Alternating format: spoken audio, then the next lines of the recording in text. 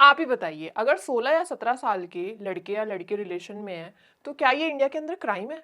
आप सबने देखा होगा कि कपल्स पार्क में बैठे हुए हैं, तो पुलिस अचानक से आके उन्हें हैरेस करने लग जा रही है। तो क्या इससे हम ये कॉन्क्लूजन ड्रॉ करें कि इंडिया में हम लव कर ही नहीं सकते, या इंडिया में रिलेशनशिप में आना एक क्राइम है? आप सोच रहे होंगे कि लव और क्राइम का रिलेशन क्या है, तो आज हम यही समझेंगे। इसे समझने के लिए हमें पॉक्सो में जाना पड़ेगा। पॉक्सो 2012 में आया था और इसका इंटेंट बहुत ज्यादा क्लियर था। पॉक्सो आने का रीजन था कि बच्चों को पोर्नोग्राफी, सेक्सुअल हेरासमेंट और असॉल्ट से प्रोटेक्ट करना, बट इसका इम्पैक्ट तो नेगेटिव ही पड़ा। समझते हैं टीनेज लव और पॉक्सो का रिलेशन क्या है आपस में। 2012 में पॉक्सो के आने के बाद एज ऑफ कंसेंट को 16 से बढ़ाकर डायरेक्ट 18 ईयर्स कर दिया गया था।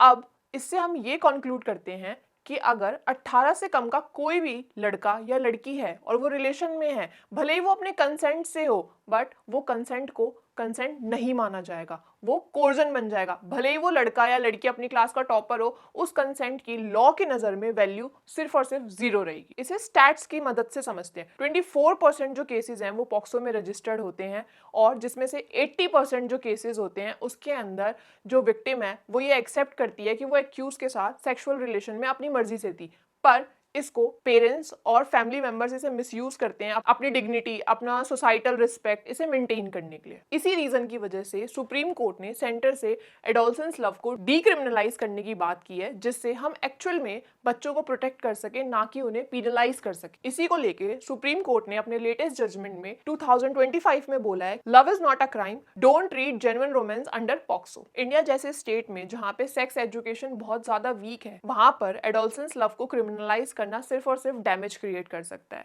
हमें ये बात ध्यान से समझनी होगी कि कंसेंट और कोर्जन में डिफरेंस होता है। जरूरी नहीं है कि जो चीज हमें प्रैक्टिकली सुनने में या समझने में अच्छी ना लगे वो लॉ की नज़र में अनलॉफुल ही हो।